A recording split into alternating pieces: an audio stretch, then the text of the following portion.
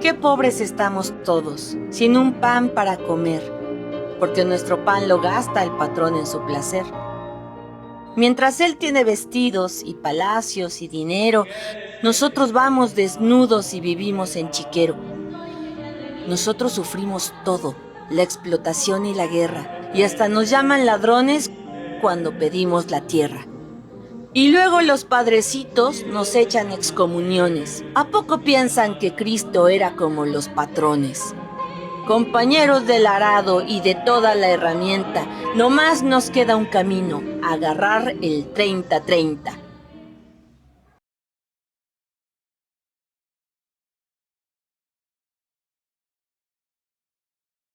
Cualquier colonialismo entra siempre por la boca.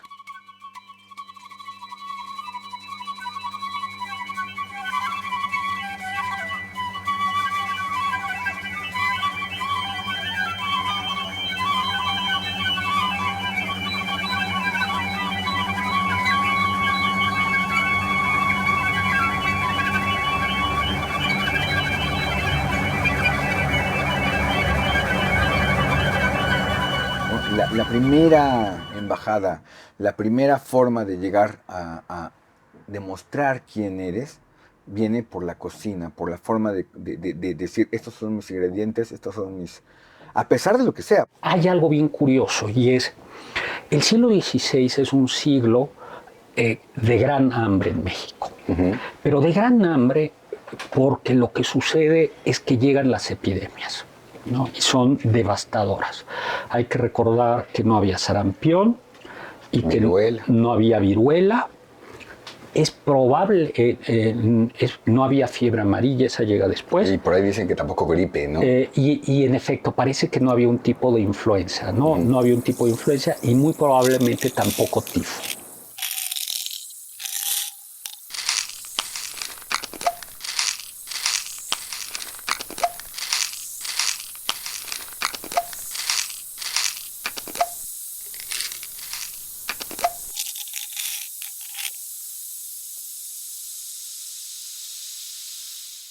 Entonces, la devastación de la población, o sea, se calcula que debe haber muerto por, bueno, si ahora en la pandemia se calcula que hubo alrededor de 600,000, 700,000 muertos por la pandemia en México o asociado a la pandemia, la devastación desarticuló completamente el sistema productivo y esto produjo una gran hambre, porque esto es algo que pasa. A veces el hambre, es consecuencia de otros fenómenos, las plagas en esto, ¿no?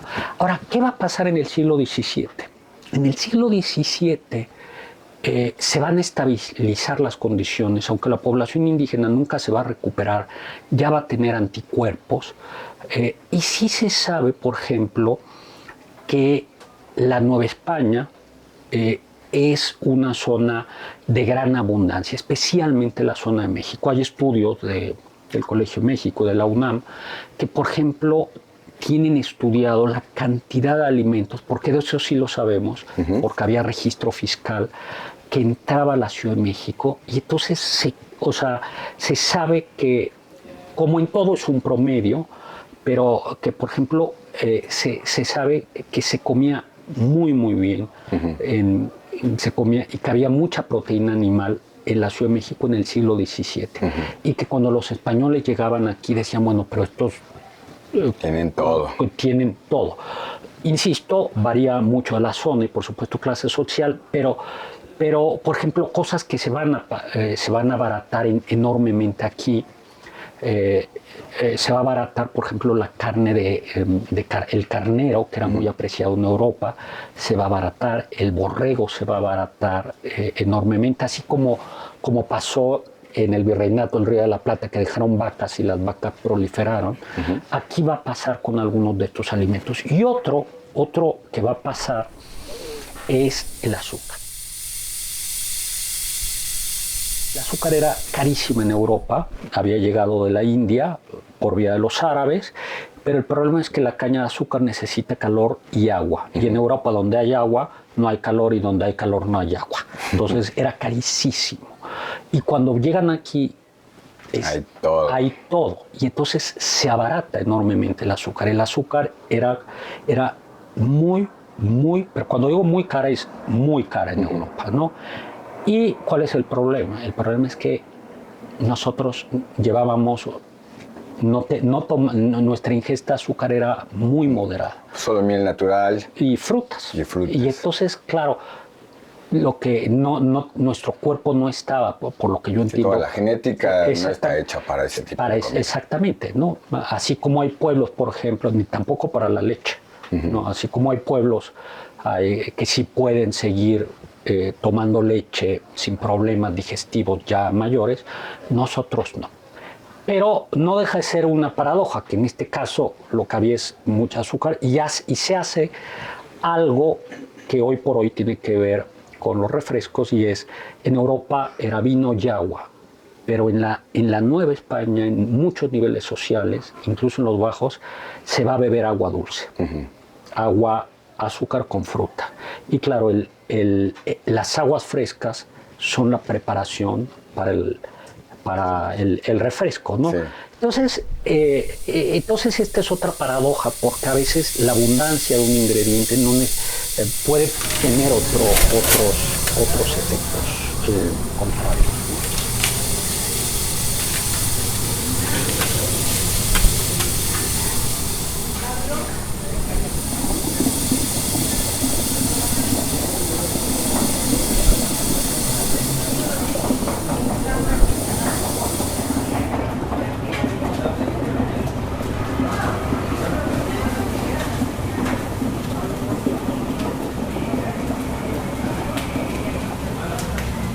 Pero sí tengo la impresión de que si hiciéramos por deciles, si viéramos el nivel de picante que aguantan los deciles de ingresos de la población, yo creo que los deciles más altos comen menos picante y los más bajos más picante. Creo que sería interesante ver esto.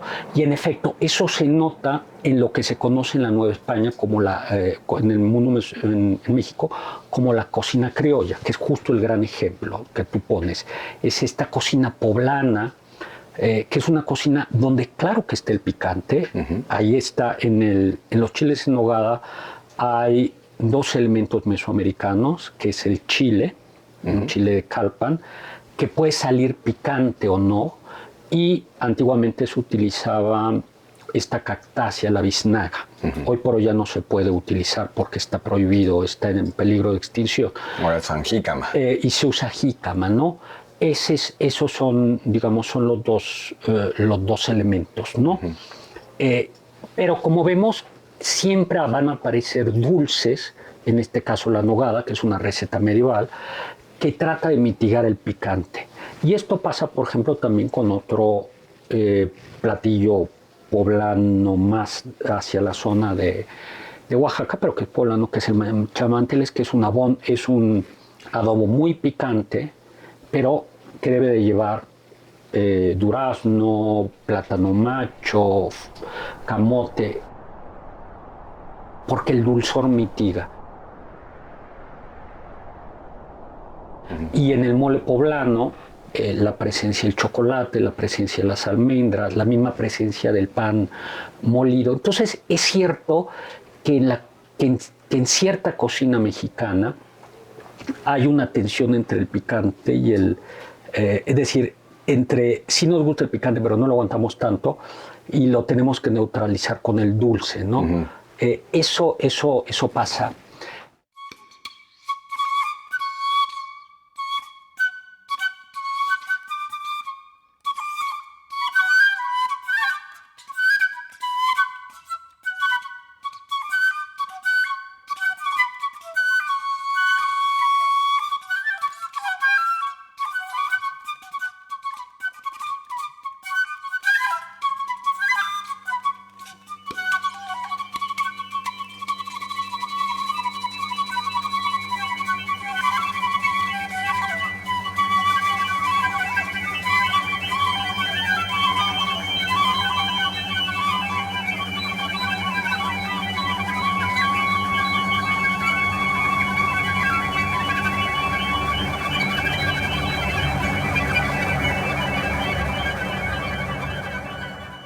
la idea original no es quitar pues esta forma de trabajo, ¿no? Claro, ya teníamos siglos de estar sometidos a nivel cultural, social, educativo, ¿no? La fusión de las cocinas se fue dando sin querer, pero siempre intentaron mantener como la cabeza más arriba para mantener esta relación de poder, digamos, en el significado y en los símbolos de los alimentos. También no había tanto deseo de una verdadera sublevación contra los españoles, digamos, ¿no? Son los criollos y son los españoles, hijos, más bien hijos de españoles nacidos en América, los que pretenden la independencia y los que provocan esa posibilidad de cambio. Pero mientras aquí se mantuvo al margen, ¿no? Dando lo necesario, ¿no? Comida, bebida alcohólica, dejándoles la idea del sincretismo religioso, no molestar para no, o sea, ahora sí que no golpear el avispero para que no haya problemas, ¿no? Pero en el comercio las cosas van cambiando, sobre todo en el siglo XIX, en el que el expansionismo europeo, que están ávidos de no solamente de conquistas nuevas, sino de vender sus productos, de sus marcas, pues llegan a América, ¿no? En toda esta historia que ocurre, que es un territorio, pues, ya con un tiempo colonizado, pero quieren cambio de mandos, ¿no? ¿De quiénes hablamos? De México, por ejemplo, de Estados Unidos y del resto de América Latina. ¿Y los europeos? Los europeos que llegan son los franceses, los alemanes, los ingleses, sobre todo los que están intentando conquistar América.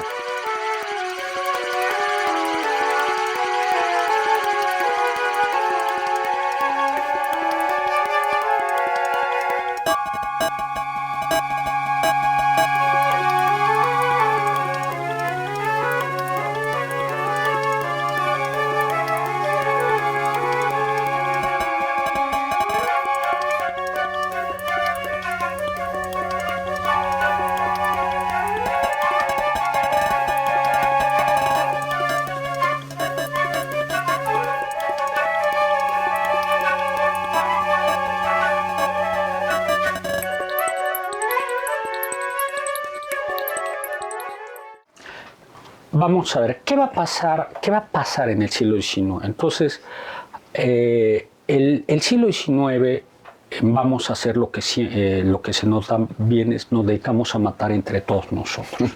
El país se independiza se independiza en buena medida porque se pacta la paz, se pacta la paz porque todos los actores dijeron, la industria está... o sea, esto está colapsado, ¿no? Esto está colapsado, las minas están colapsadas, y esto es lo que explica que tantos insurgentes se unan al ejército trigarante, porque o sea, al final se pacta la paz. Pero el problema es que el país estaba colapsado, endeudado, y va a ser el siglo XIX, es el siglo del hambre, ¿no? Había épocas, y es una parte interesante de la historia de los precios del maíz que tanto trabajó un colega mío, Enrique Florescano.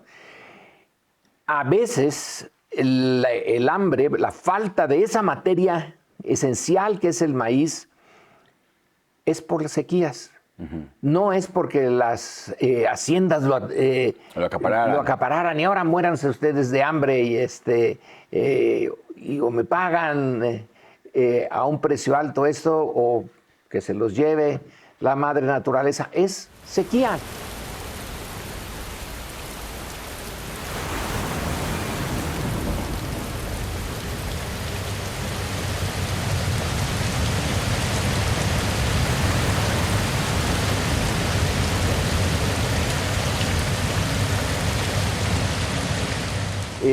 Y contra eso no se podía hacer gran cosa. Pero sí hay hambrunas. Desde la época colonial, por ejemplo, la preocupación del gobierno de la colonia era que no hubiera hambruna. Y para eso las alhóndigas.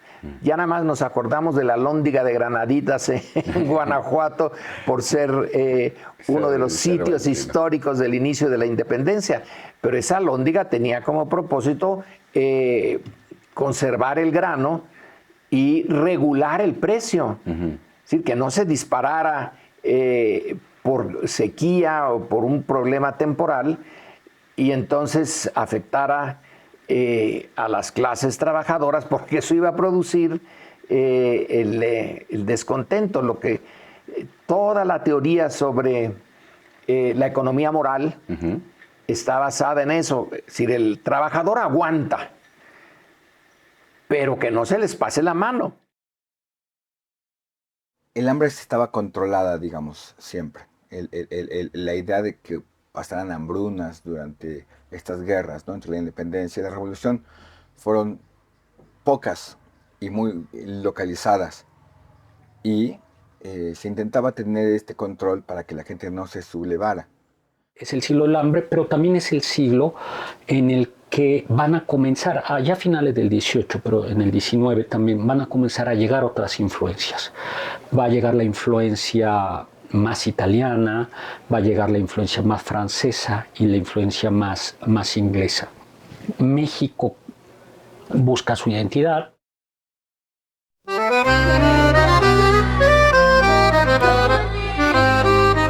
Intenta francesarse, ¿no? Esto se ve en la comida. El pan sí se comía, pero se comienzan a comer panes más franceses, más pequeños.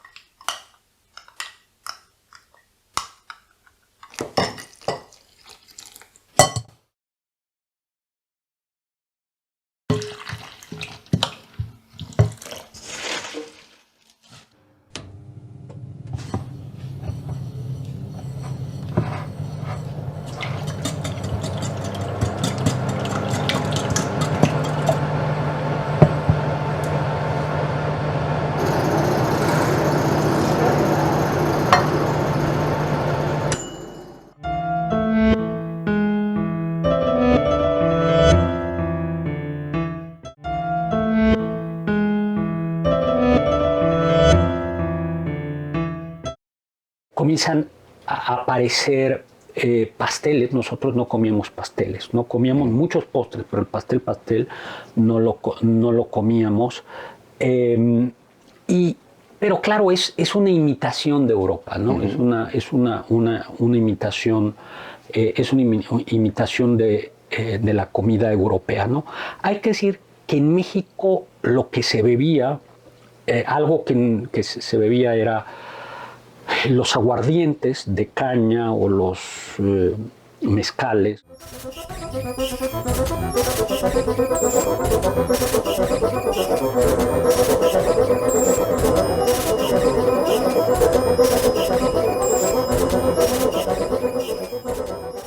O los tequilas, ¿no? Los aguardientes, pulque, pero que el vino sí se bebía bastante más de lo que pensamos, ¿no?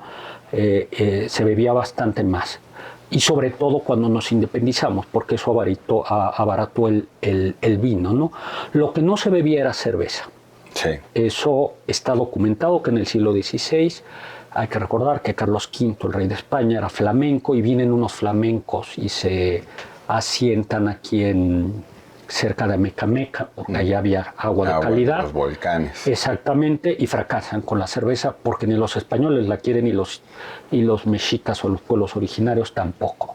Y no es sino hasta en el siglo XIX cuando los ingleses que vienen a las minas y algunos irlandeses o escoceses y alemanes, pero comienzan a beber eso que es completamente exótico, que es la cerveza.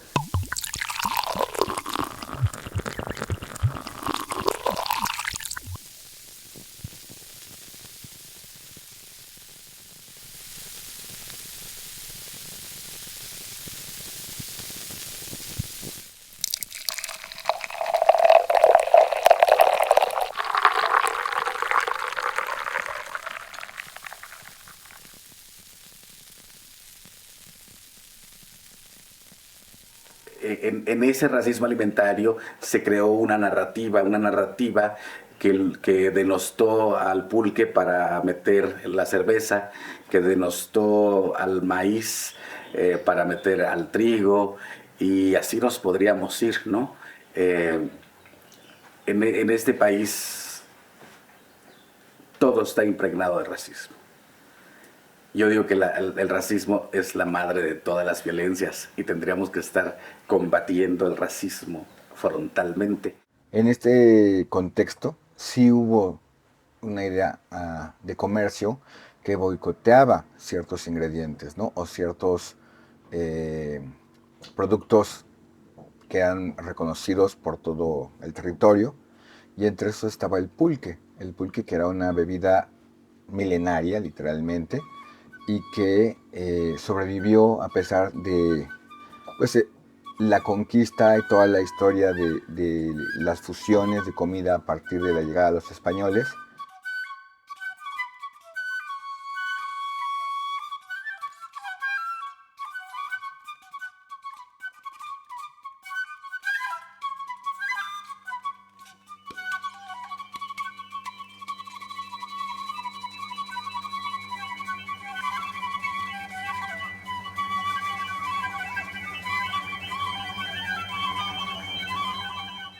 Y los que llegaron después, porque llegaron de todo el mundo, ¿no? Llegaron alemanes, llegaron italianos, franceses, sobre todo a partir del siglo XIX. La idea de boicot, que podría sonar muy fuerte, es real porque ellos traen otros productos. Ellos traen, por ejemplo, la cerveza, que no permeaba en la población que lo consumía. Era un producto, pues, de alguna manera más fácil de industrializar. Era un producto comercial de una marca que pretendía venderlo como mucho tiempo en Europa, como un alimento, pero que al finalmente era una bebida alcohólica y que competía duro, muy difícil con el pulque, que estaba muy arraigado en México y que tenía un mercado gigante, ¿no? O sea, están las haciendas pulqueras de la colonia que manejaban prácticamente los hijos, herederos o terratenientes de los que ganaban en la guerra de la conquista, ¿no? Lo que va a pasar, dice, es, en realidad en el 19, hasta antes del porfiriato, la cerveza es súper elegante, durante el porfiriato. Es después del porfiriato cuando la cerveza va a poder ser más popular.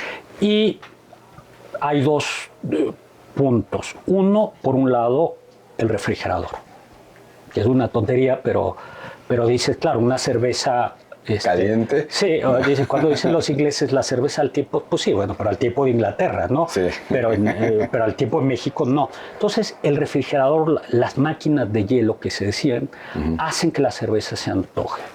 Y luego, al parecer, las grandes haciendas pulqueras fueron desmanteladas por la Revolución, y eso hace que baje la producción de pulque.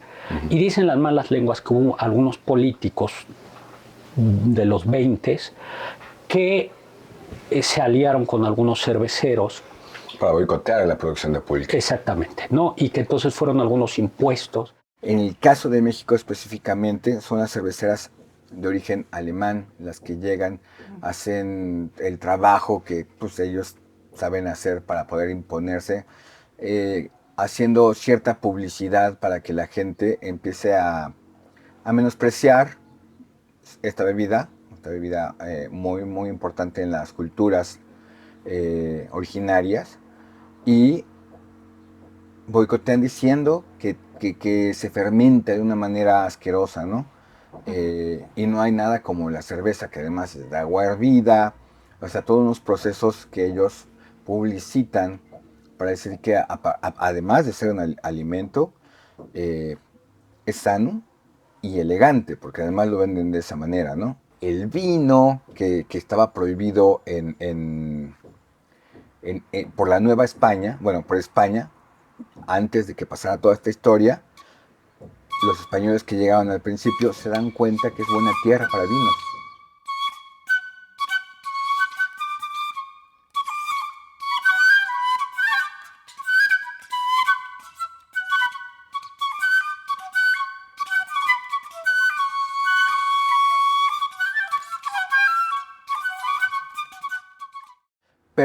hay un problema. Está en buena tierra y hay buenos vinos que les preocupan a los españoles de la corona y prohíben el vino que se cultiva en México, en la Nueva España. Y ellos queman todas las vides que hay, sobreviven por ahí 2 o 3 muy importantes, como en Parras, Coahuila y hacia Baja California, y poco en Guanajuato, pero por cuestiones de control lo prohíben. Por supuesto, el pulque de pobres, la cerveza es de salud. Entonces, en realidad, la cerveza, que a mí me gusta, la cerveza es una bebida fifí, es como la gran extranjera en la comida mexicana, ¿no? Y es,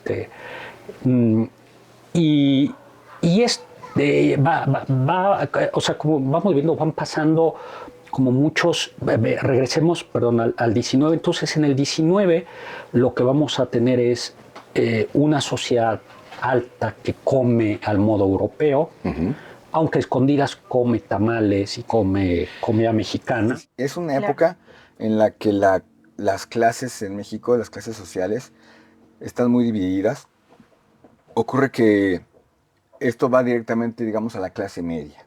A la clase media no hay una clase educada formalmente, ¿no? Masivamente a nivel educación escolar, pero sí la idea del dinero, la idea de subir la escala. Y además, ¿del estatus? se fue fomentando la idea de la pertenencia siempre a algo fuera de México, ¿no? Fuera de lo indio, digamos, ¿no? Fuera de lo indígena, fuera de estas castas que siguen manteniendo. Entonces, lo logran. Hay que entender que hay una política siempre atrás, ¿no? De expansionismo europeo y norteamericano, con el país prácticamente recién hecho a partir de su independencia, que son las ex colonias británicas, que se vuelven Estados Unidos, ¿no? Y que tienen clarísimo que su única posibilidad de sobrevivir es crecer más, expandirse, quitarle territorio a Francia y a España sobre todo, ¿no? Que es en la parte norte de Estados Unidos, en la parte de donde están los franceses, la parte de Quebec y hacia el oeste ligeramente, y toda la parte de la Luisiana y el Mississippi, ¿no? Los españoles siguen manteniendo toda esta parte del Golfo de México y bueno, logran de alguna manera hacerse del territorio.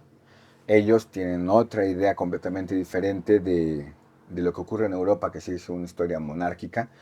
Ellos no tienen monarquía, ellos son, digamos, la primera expresión política de lo que vendrá siendo toda una historia de libre comercio, digamos, ¿no? Y para ellos representó una oportunidad, ¿no? Porque prácticamente aquí no había quien regulara la venta de sus productos. No, sí había reglas y todo. El asunto es que con esta visión colonialista y de comercio y de un México independiente que se logra independizar a principios del siglo XIX, pero te repito, no por el pueblo en sí, ¿no? Sino por clases medias que no se sientan pues de origen americano, sino se sienten de origen europeo.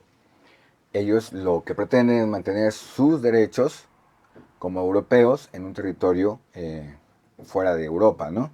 Entonces, hay una confusión ahí un poco interesante a lo largo de la historia que nos han enseñado, porque aquí se habla de la idea de que los mexicanos se independizaron de Europa, cuando es una clase que busca seguir perteneciendo a la idea europea, pero ser dueña de la tierra, para que la corona de las colonias no fuera controlada por las coronas.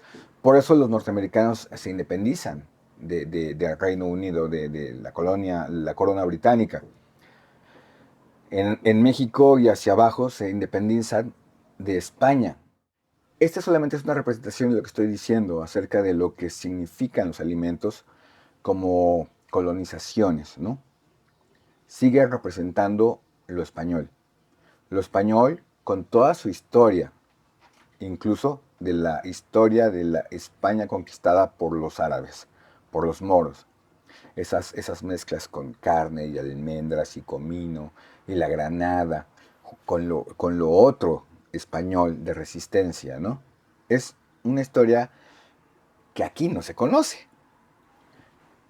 Llevar ese plato, como también los platos franceses, ¿no? Los caracoles, las ranas, la langosta, los embutidos, las tripas, el vino, va dándole un carácter diferente de clasismo, porque donde los alimentos endémicos tienen su lugar es hasta abajo, porque los van haciendo menos, Desplazado. los van despreciando, no desplazando nada más, sino despreciando, para hacer que la gente aspire algún día a tener la posibilidad de comer algo que no es de aquí. Es una época, es antes de la Revolución Industrial, todo esto ocurre en el siglo XIX, las guerras siguen cambiando en Europa, hace que cambie el mapa de América todo esto. Los ingleses no tienen oportunidad en ese sentido con lo que sería la Nueva España y la México independiente, porque pues al final los norteamericanos que logran su independencia los corren, se quedan con algunas islas por ahí y hacia el sur, pero son los españoles los que siguen resistiendo, ¿no? Siguen manteniendo esta cultura gastronómica, y es en el México un poco más moderno, hasta digamos 1830, 1840, que se nota esta influencia europea. Los franceses ya están tan permeados en la sociedad mexicana con su representación y símbolos de comida, que hay una guerra muy importante que se llama la Guerra de los Pasteles. Esta Guerra de los Pasteles, que es solamente un motivo que no representa el verdadero motivo, que es volver a conquistar lo que ellos consideraban suyo, provoca una invasión. Y vienen y pierde la guerra México, ¿no? Y tienen que pagar México, no solamente con dinero. Es el momento en el que ocurren estas famosas tragedias nacionales, ¿no? Entre lo que llega Iturbide y Santana y este tipo de cosas de perder medio territorio, pues no es solamente por unos pasteles, ¿no? Claro, por un robo de pasteles. Es por una cuestión de materia prima de otra forma, ¿no? De tierra, Territorio. de agua, de territorio. Hay que tener claro una historia muy interesante también aquí. Los franceses, los ingleses se estaban enfrentando cuando nace Estados Unidos.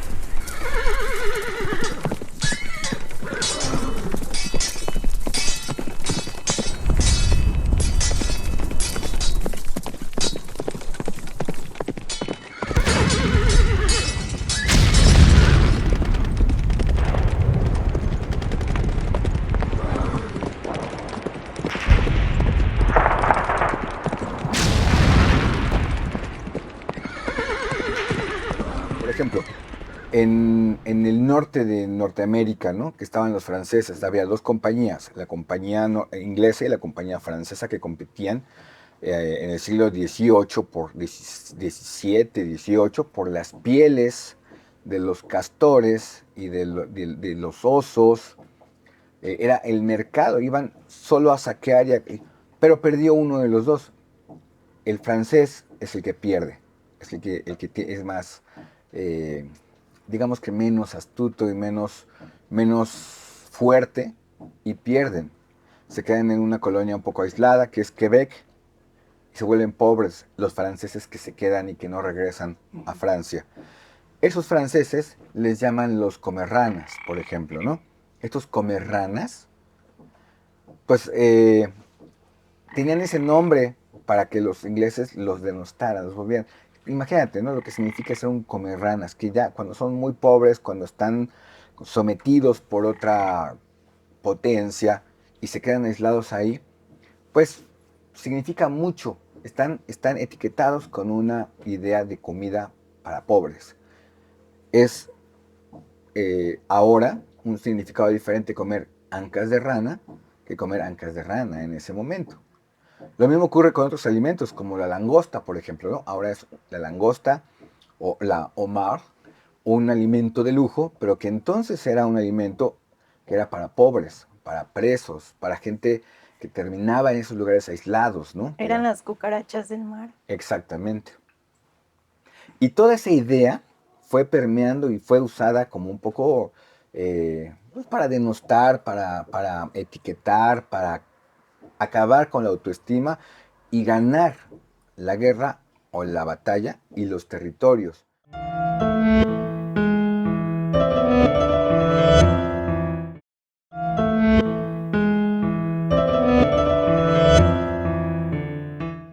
Porque van sobre las materias primas, ¿no? Son territorios muy grandes, son territorios poco habitados y son territorios con culturas, con menos posibilidad de defensa, ¿no? En todo el norte de América. Y estos territorios, cuando tú ves los mapas y cómo se mueve la historia, te das cuenta, ¿no? Que Francia tenía un gran territorio en América, del norte hasta México, o lo que era México entonces todavía, en la independencia de este país. Inglaterra tenía territorios también que estaban peleando y los españoles también tenían territorios que, pues el territorio era gigantesco, ¿no? La Nueva España llegaba prácticamente a la frontera actual de Canadá, prácticamente, ¿no? Entonces, en esta idea de lo que significa la comida, y tú ves a los países actuales, cada uno tiene una identidad muy fuerte, ¿no? Los franceses, los ingleses y los españoles. A pesar de que digan lo que digan los ingleses con su poca cultura gastronómica comparada con los italianos o con los franceses o los españoles, es muy clara lo que tienen, ¿no? O sea, ellos siguen manteniendo la idea de una comida, pues, digamos, más... ay, se me fue Pescado y papas. No, pies. Ah, Comida para poder cargar, para poder llevar, ¿no? Digamos más pobre, pero ellos la tienen de siempre porque son una isla. Ellos tienen clarísimo su identidad y esa idea de la comida que tienen los ingleses les permite resistir todo el tiempo, ¿no? O sea, todo es frío, todo es preparado, no tienen estas sofisticaciones que tienen los italianos, los franceses o los españoles. Y en la cultura, cuando llegan de colonizadores, se nota, ¿no? Ahora, los franceses que perdieron en este territorio, porque se va perdiendo poco a poco, ¿no? Al final los norteamericanos, cuando se independizan de Inglaterra y ganan, dicen que les compran, pero la verdad es que les hicieron manita de puerco y les arrebatan a un muy buen precio Luisiana y el Mississippi. Queda una herencia francesa, ¿no? Queda una herencia de esa cocina, del idioma, de la forma de hablar, que es recuperada en varias etapas, porque esto no es lineal en la historia, ¿no? Hay guerras intestinas en Europa, y en un momento de esos, Napoleón, y lo que representa Napoleón en Francia, que es el conquistador de todo, o sea, es realmente un gran guerrero que va conquistando territorios en toda Europa, entra bueno, se va para abajo, ¿no? Y es el momento justo en el que los norteamericanos utilizan para independizarse, quitarle a Francia, quitarle a los ingleses porque están peleando con los franceses. Y entonces, esta idea de lo francés, cuando se ven abandonados, empiezan a migrar hacia el sur, hacia México. Y entonces, prácticamente nadie nos habla de esa historia gastronómica, ¿no? Lo francés se va refinando poco a poco y empieza también a permear en la sociedad mexicana. En la sociedad, básicamente, la clase media de origen mestizo indígena español, que ven en lo francés una posibilidad porque tienen un problema de identidad. Y permea poco a poco con esta comida que te digo, era para pobres, pero que la van refinando.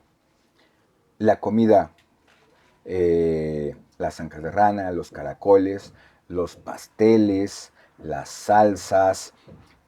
Cuando llegan los franceses poco a poco hacia México y se meten en esta idea de la cultura gastronómica y de la idea superior por simbolismos, ¿no? El refinamiento de su comida, saben dónde pegar. Y te repito, la cocina es la primera, es como es la punta del cuchillo del colonizador, ¿no? En todos. Claro. Siempre ocurre lo mismo, se repite en todas las historias.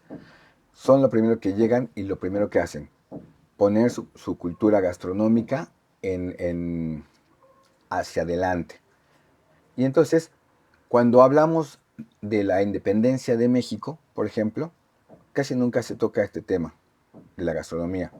Sin embargo, para la época de la independencia, cuando se supone que llega este famosísimo emperador llamado Iturbide, por ejemplo, esta idea de la comida es tan importante que cuando México está por firmar la independencia, hay un personaje muy importante que es un criollo, que es Iturbide.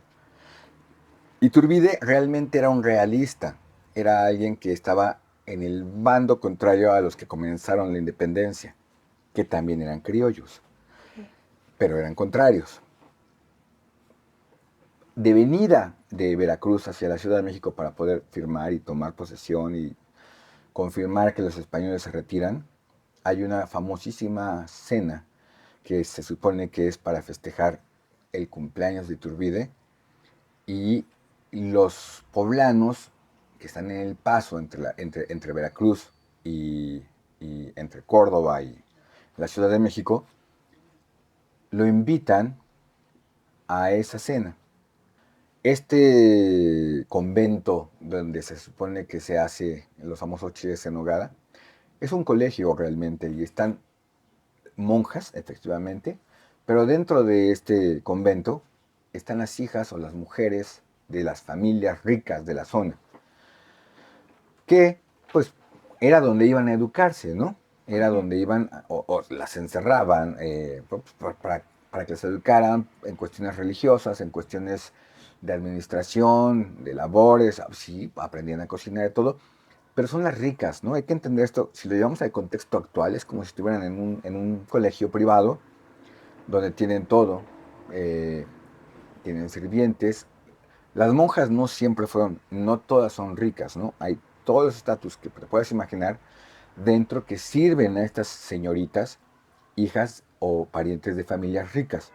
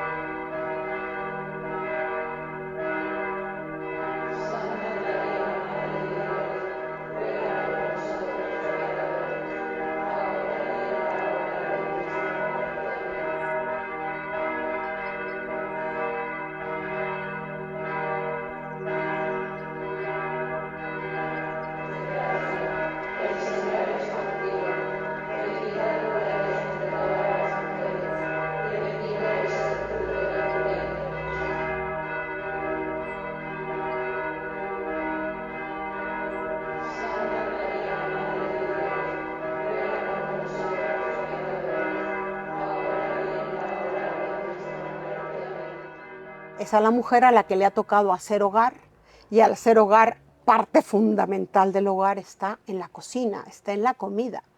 Es hasta finales del siglo XIX y principios del siglo XX donde esto se va consiguiendo, ¿no? En Alemania en 1910 entran las mujeres a la universidad, en fin. ¿A qué voy con este tema? a que a partir de entonces y con la lucha de verdaderas mujeres que estaban peleando por estos derechos, la mujer va consiguiendo educarse cada vez más. Bueno, actualmente ya vemos que es una cosa totalmente abierta, entre comillas, ¿eh? Todavía hay pueblos donde la niña no va a la escuela, donde solamente va el niño a la escuela y hay que seguirle luchando. Cuando surgen escuelas en todo el país, hay escuelas con nivel y hay escuelas sin nivel. Que tú tráete por favor los ingredientes y entonces tráete los ingredientes y entonces así a mí no me cuesta y el pobre niño un día le cuestan una cantidad y otro día le cuestan otros creyendo que paga una colegiatura mínima o son profesores que no saben. O sea, ha habido mucho, no sé la palabra exacta, pero muchas cosas falsas al respecto. Pero también ha habido grandes escuelas que han partido, no digo que hayan partido del superior de gastronomía, pero bueno, esta fue la primera, como quiera que sea, ¿no?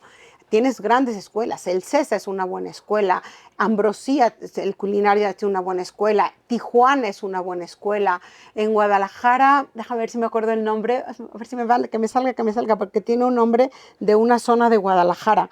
Ahorita va a salir, pero bueno, hay muy buenas escuelas en toda la República, sí las hay. También hay, no es la palabra más académica, pero hay muchas escuelas chafas. Pero ¿qué ocurre en esa cena? Es muy importante cómo ir quitando todas las piezas que la gente no alcanza a ver.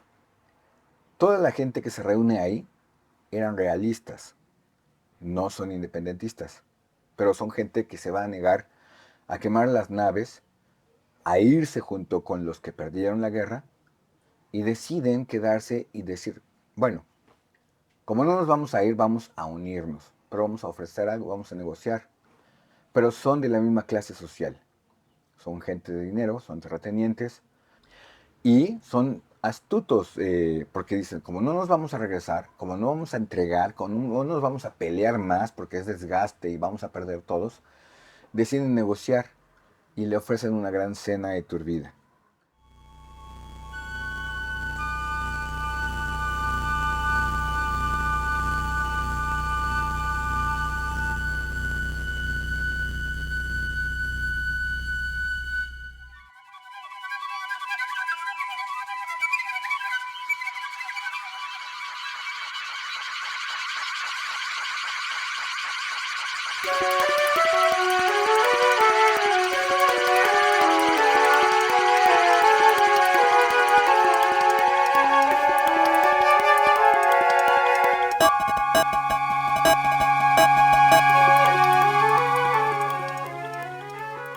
Y se le ocurre a alguien que ese platillo, que se llama chiles en nogada, tenga la bandera del ejército trigarante, como un homenaje a los ganadores que encabeza Iturbide.